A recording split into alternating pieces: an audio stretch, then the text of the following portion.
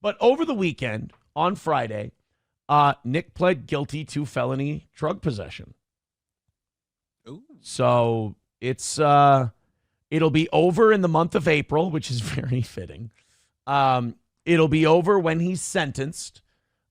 He got really kind of the deal that everyone, I saw that people were like angry about this. Like they were really mad about it. And I'm like, guys, and maybe it's because I'm from Minnesota, but I was like, guys, this is kind of what everyone thought this was going to be, or at least everyone I talked to about it. Like, this is what it was going to be. They were like, first of all, he pled guilty to third-degree felony drug possession. Now, I thought he was going to get a better deal than that because it was going to be third degree anyway. The second degree was the weighing with the packaging. And I'm sure what the state told him was, look, if we go to trial, we have to reweigh this. And if we go to trial and we reweigh this, it could still be in the second degree ballpark, but it probably wouldn't because I think it was only over by 2 grams. Okay. And if you have packaging and stuff in there, I mean, that can come in 2 grams under, which would automatically kick it down to third degree. So Nick basically pled guilty to what it was. And then I saw people were, I think the word is seething about his guilty plea. And they were saying, oh, well, they dropped the misdemeanors. Well, that's the way the state works. They don't get, between you and me, they don't give a shit about the misdemeanors. If they've got a third-degree felony and they don't have to go to trial and they can get someone to just cop to it, they're like, yeah, sure, we'll drop the misdemeanors. We'll drop the misdemeanors because as much of a letting him go from a crime thing, it's also, again, they're not getting a whole lot out of that punishment and fees or anything else.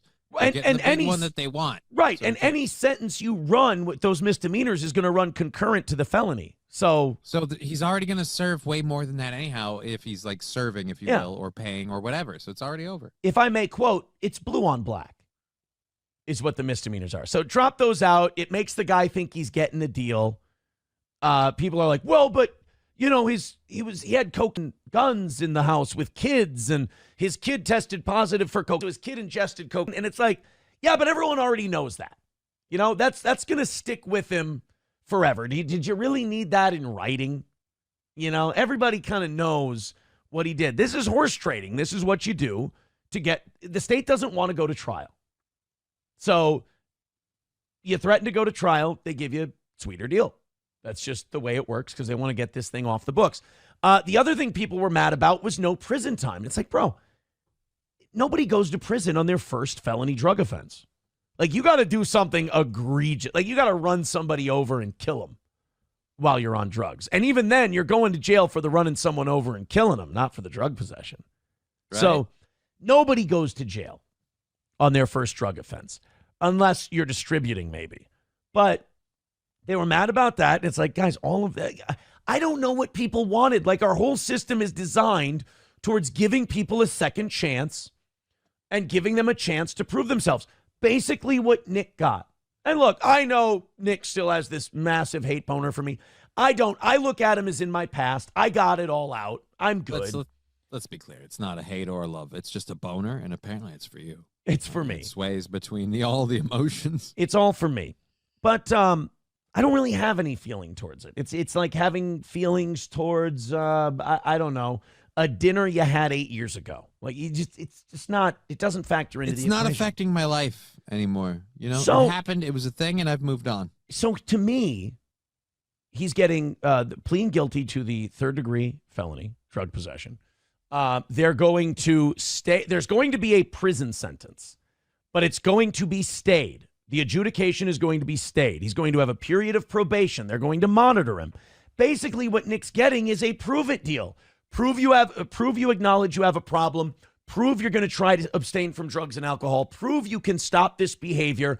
And if you make good for a couple of years, we'll wipe it all clean. That's what everybody would get if they were in that situation. And you know what? Oh, I thought you were saying if they were. All right, what? Well, I think the whiteness does, that plays a part. But, like, honestly, I know a lot of people were out for blood. I know a lot of people wanted it to be as bad as it can be, but that's not the way our system works. The system says you bent the knee, you admitted you did it. We're going to give you a chance to make this right, especially if you have children, you have a family. we're going to give you a chance to make this right. We don't want to make it a habit to lock people up and take them away from their children if we think that maybe they can turn make it good. around. So Nick now has a golden opportunity. He's been given a gift. He's been given the gift of a second chance at life. And if he shows humility and he admits he had a problem and he abstains from all these things, it's all going to go away. This big mistake that he made, and it was a huge mistake, and it really did. It destroyed lives and it damaged lives. And you made you made this big mistake, and they're giving you a chance to make it better. So you don't let your ego get in the way. You don't, you don't try and big time it away. You learn what it is. You learn from your mistakes. And if you're truly repentant and you truly follow what they say, everything gets wiped clean. You get a second chance at building a real life. And that's the gift that you've been given by the government. So I know a lot of people are mad. I know a lot of people are happy. I know no one's really happy. A lot of people are mad for different reasons. But I will say this. I think it's a fair deal. I think it's the deal you get in Minnesota when you get busted with a bunch of coke for the first time. They say, hey, you know what? Fair deal, Wade. You admitted you did it. You admitted you're guilty of the things we're accusing you of. But we want to see you get better. We want to see you live a clean life. We want to see you get on the straight and narrow. And to entice you to do that, we will pretend this never happened after a few years. Now, if you fuck up, you're going to jail. I mean, that's heavy. Right. That's some and heavy he's stuff. he's looking at some big time if he F's up. Like he's got to again, pardon the pun, keep his nose clean, and literally and figuratively. Yeah, because this third degree felony comes with a maximum of 20 years and a $250,000 fine. So they'll give him a prison sentence. They will stay the adjudication of that prison sentence, and they'll say, keep clean for this long. And if you can do it, we'll wipe it clean. Isn't that kind of a system you can be proud of? Right, because you turned your life around. I like the idea of where if you effed up, but you admit it, or at least at the very least, attempt to improve yourself, that, not all wrongs last forever. There's a scale to it. The question is, and I certainly hope for everybody involved that the best possible outcome happens for them, but that's the question. Does he keep his nose clean? Does he get through that? Right. Well, and there's a lot of people in the chat going, nope, he's not going to. He'll screw it up in a week, blah, blah, blah, blah, blah, blah, blah. I do worry that he listens to the internet too much. Like he responds to people. He doesn't get out of the internet and just go live his life. That's touch a plant. That's going to be essential to staying on the straight and narrow, is not letting these people get your goat, going back to before. But we'll see. I mean, that's where we're at now. He gets a second chance at life. This is huge. It's the ultimate we'll see. And then I guess in April we will know how long he has to stay on the straight and narrow. And honestly, if it's like 3 to 5 years, then stay straight forever. Right? You're Once good. You've done it that long, why break the streak? Yeah.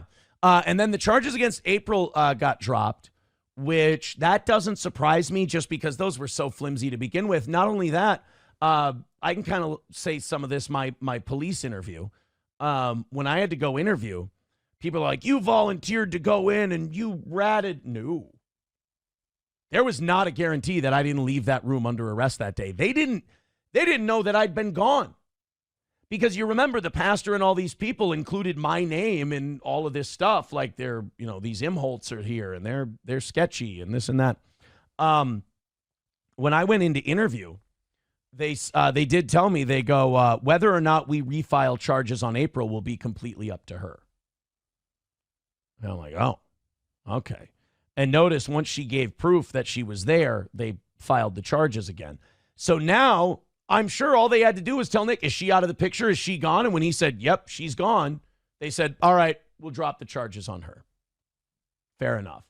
And then all the charges except for his got dropped. And honestly, they're probably happy with that. They're like, look, if one guy's going to take responsibility for the whole thing, we don't need to drag a bunch more people into this. So I will say this one thing I've heard over the weekend is people saying that that's kind of like, at least he's like, well, at least Nick's fallen on his sword for his ladies, and like he's like taking that bullet. And I don't know anything about the situation to know what it is, but it like at the very least, if he's willing to, bear the responsibility of the situation, maybe things have changed and he himself is in a different. Like I said, maybe this is the sign of a leaf turning and somebody's better stride is upon them. Like I said, save the internet bravado because nobody in real life is going to care. Everyone thinks you're foolish when you do that, and that's going to cause you more head hitting and more drug abuse, and it's going to put you on the wrong path. Stay straight. Be better, acknowledge that you've up, clean up your act, and it'll all be a bad memory in a couple of years. That's it. Will Nick now win the Rumble and finish the story? It's like his Cody Rhodes moment. Right? If you will.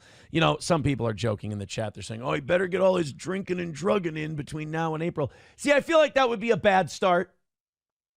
I feel like that would mean that if you're going on a life of sobriety, don't start with a bender. You're going to violate if you do that. Like you're going to, it's not, you have to, this is the thing about Minnesota. The state of Minnesota makes the bet on the addict the first time.